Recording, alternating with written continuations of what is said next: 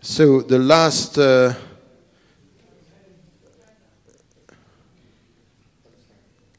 yes, but there was another one just before. Political rights without political rights. Ah, yes, groups without political rights. This is what you were saying, that there are groups without political rights that are discriminated. This was your second question, isn't it? Yeah, the second question was when there's economic inequalities and economic, reduced opportunities with a certain group. So when you have equal political rights, will it perpetuate these economic inequalities? That's the gist of my question. No, of course, if you have economic inequality, is going to have an impact on the rights, the civic rights of people. This is what you are saying? The other way around. If you have equal political rights in a situation where there is an unequal economic situation. What you mean is that sometimes we have to promote, affirmative action to support some of the... This is what you... Sorry?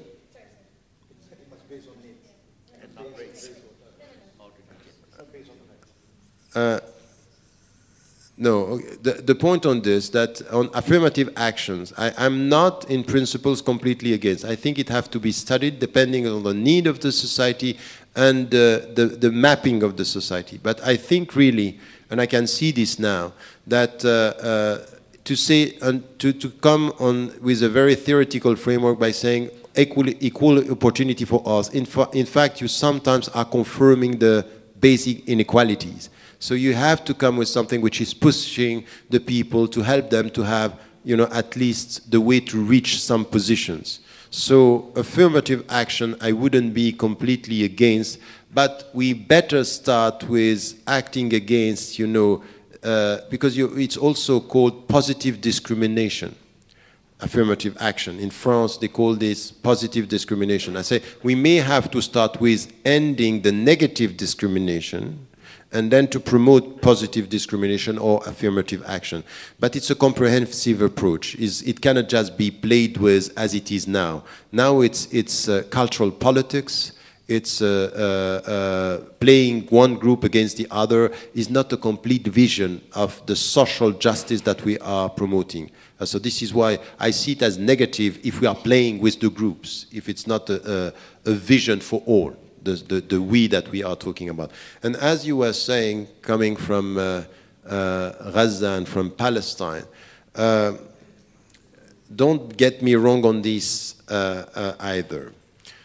When I was talking about Guantanamo and the way the people are treated in the United States of America, very often I see the Arabs criticizing the West in Guantanamo and in Iraq by saying this is unacceptable, and we have to say it. It's unacceptable the way you treated the prisoners and the inmates in Abu Ghraib and in Guantanamo, and still what is happening now, because the President Barack Obama was telling us he was going to end this, and it's not over. Now, in the Arab world, we have two things to do.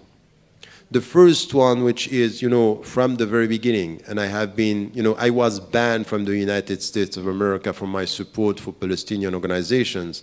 And when I came back, the first time I came back after Hillary Clinton said Tariq Ramadan can come back, is to speak about it. I will never stop talking about the injustices against the Palestinians. So this is something that is not disputable. It has to be a principle. All what we are talking about here in the Middle East, if we don't understand that one of the critical conflicts that is central in anything which is happening in the Middle East is the Palestinian-Israeli conflict. Even with all the elections now, even with the new strategies and the American strategies in the region and the Israeli positioning in the region has to do with this conflict. And we have to be clear, today in Palestine and today in this conflict, there is an oppressor and there is an oppressed population. The oppressor is Israel and the oppressed is and are the Palestinians. And anything which is coming to be, peace between the two, they are equal, is an injustice in the starting of the discussion about this And then this is where we have to be clear on Gaza, for example, what was done. And it's still done, because the problem with Arabs and Muslims around the world, they are following the media. When the media are talking, we react. But day in, day out, now in Gaza, and you know this better than me, it's unacceptable, the level of discriminations, and the people are sometimes even not having job, not having the minimum to survive, not having water, not having medicines. This is just a shame for the international community. And if we are serious about this, this is what we have to do. So this is where, you know, what happened in Gaza, I was saying, as to the means the Palestinians are using at the local level to resist this injustice, it's for them to decide, which means they have to choose, because they are at the forefront.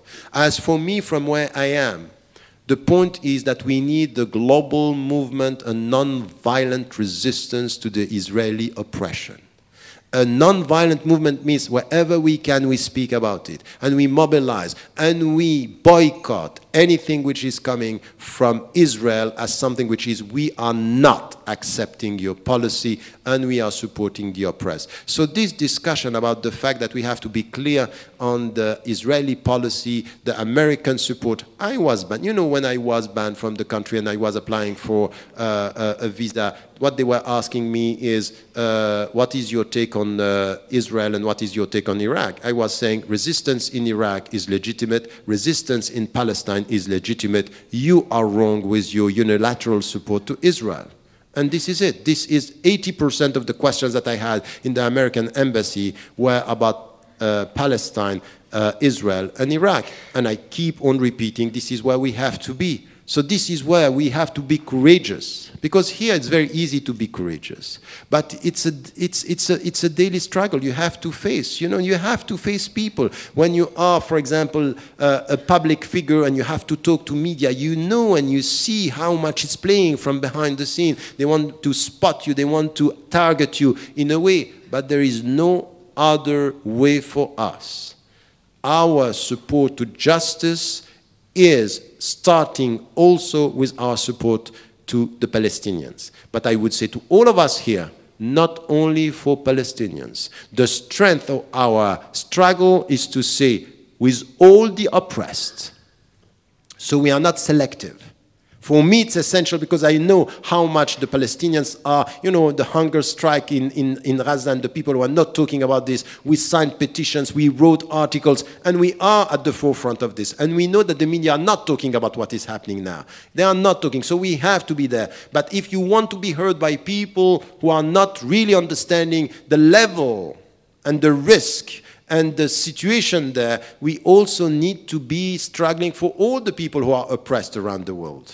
So, for example, my point with BHL, Bernard-Henri Lévy, the French philosopher, the great French philosopher, he is with the world except he's not talking about Israel and Palestine. So he knows how it works. So he is going from one country to another. He's with the Libyan people, he is the Syrian people, he's everywhere, and say, what about the Palestinians? And he keeps quiet. Our answer to this is that we are talking about everything. And the Palestinians are not going to be forgotten in our struggle. So if what you want to say is this, I want also to say, when the people were talking about Guantanamo and Abu Ghraib, I was also saying, don't try to criticize the American without being self-critical. What is happening in our jails, what is happening in the Arab jails, what is happening as torture day in, day out, even in the petromonarchies that are supported by the West, it is unacceptable. And if we keep quiet, we are compromising on our principles. So this is also the courage that we need to have. You know, the way, for example, I'm struggling against what is done to the immigrants, for example, in Europe, the way they are treated like criminals. And when you come here, and you go to petromonarchies, and you see how much we are treating and how we are treating the immigrants, the poor Pakistani people, Filipino people, the poor people that are coming here from Indonesia and sometimes coming from other countries. Is this normal? So we want to teach the West and we do worse than them here? Be an immigrant no, that's too serious to clap about. It's too serious. Be an immigrant in the petromonarchies. Look how they are treated like slaves. And you want to teach Islam to the people, and we are silent. We want to, what is it about? It's not acceptable. So this is one point here. When I'm talking about Palestinians, I want my words to be consistent with all the struggles when it comes to injustices and discriminations. So I'm not going to keep quiet by saying the first enemies of the Palestinians, to tell you the truth, are the Arabs. Because they are not courageous. They are not doing the job. So we keep on criticizing the West. If only we were clear on the way we are supporting the Palestinians, the world wouldn't be so easy in accepting the way the Palestinians are killed. The blood of the Arabs today has no real value because the Arabs are not respecting themselves. This is the point. This is the reality. And then it comes to policy. Let us be consistent, because if we speak about human rights, the starting point, you know, one day we are going back to God. And we can tell him, I didn't know. I didn't know how the people, my brothers and sisters in humanity, were treated in Saudi Arabia or in Qatar or in the petromonarchies. I didn't know how they are treated in the jails. I didn't know how they are treated in Arab jails. They are tortured. They are raped. How come we are staying silent? So at one point, it's all good to come here. But what I'm advocating at the end of this talk is, please be wise in your political stance and a bit courageous in your political behavior and intellectual attitude. This could help the oppressed around the world. Allahu A'lam.